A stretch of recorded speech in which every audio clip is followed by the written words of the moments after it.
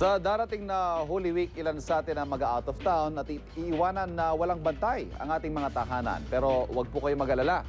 Dahil sa tulong ng CCTV camera at internet, maaari nang bantayan ang bahay kahit kayo ay nasa bakasyon. Yan ang pag-uusapan natin kasama si Marco Mondejar, General Manager ng Good Hand Security Product. Marco, good morning. Ay, magandang umaga po. Okay, paki-walkthrough mo muna ako sa mga naririto sa atin ngayon. Ano itong mga naka-display? Opo, alam po niyo tayo may pinaniniwalaan. Sabi nga sa kasabihan, no, man's house is truly his castle. Pero sa panahon ho ngayon, yung mga inaakala nating sanctuary ho ay na-impenetrable ngayon ho kasi ay unfortunately madali na huma-access ho ng mga criminals. And with the use of these mga primary devices po, na re-reduce natin ho yung pag-commit ng crime. Ito yung mismong mga camera. Ito yung imamount natin sa bahay. CCTV cameras po na nagpa-provide ho ng mga video footages. Okay. Which, you know, according sa studies po, ay, masasabi natin talaga nakakapag-reduce pag-commit ng mga crimes. Okay.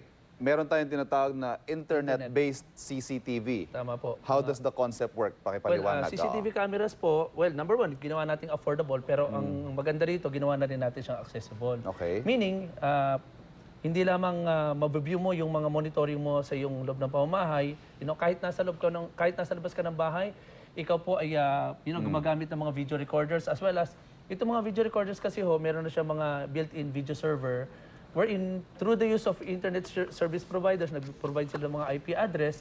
Pag nasa labas ka po, using your iPhone or your iPad or yung mga laptops mo, pwede mo na easily ma-access yan through the use of yung secret username and password. Okay.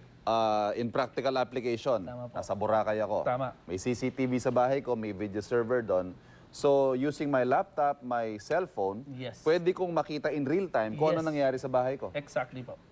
Ganun ho siya. Yun ang kagandahan sa technology ho natin. Ginawa na natin, naging accessible na ho ito sa pamaraan na yung internet. And syempre, through the use of 3G technology ho, na-access na rin natin siya through our iPhones as well as sa ating mga iPads. Halimbawa naman, medyo nalingat ka, nag-e-enjoy ka.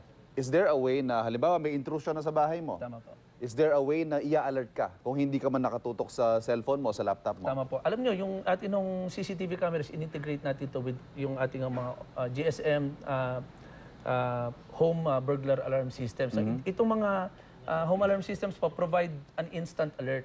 So ito yung magsasabi sa iyo kung meron hong intrusion sa pamamahay mo.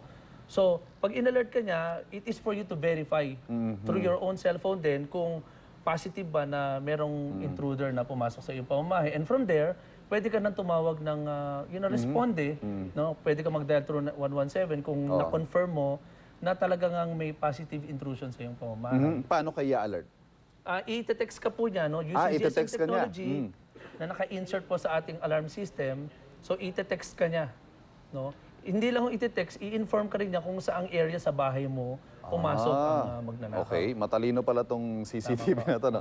Ito, nakadepende lahat yung capabilities na yan sa internet connection. Internet and through GSM technology, parang integrate sila. Ito ang tanong, Marco, magkano? Ang price range po natin sa CCTV camera, ang range niya is between 800, 900 to 1.5. Yung camera lang mismo Yung camera po yun, plus yung recorder natin, something like 4,800. Yung internet connection naman, kung meron ka na sa bahay, so yun na lang ang kailangan mo.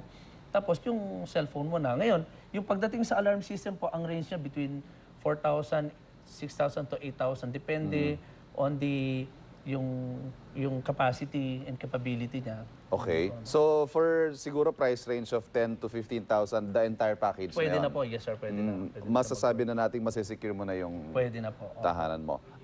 May mga ibang siguro private homeowners o yung maybe negosyante, medyo nag-aalangan sa investment ng CCTV. Is it worth the investment, Marco? Well, palagi ho nating sinasabi, ang buhay ay priceless. Walang anumang halaga kung ang pag-uusapan natin, kaligtasan ng ating pamilya, kaligtasan ng mga, masasabi nating prized possession. Pero yung sa investment mo na, say, 15 to 20,000, magbibigay na ho yun ng added security, peace of mind sa iyo.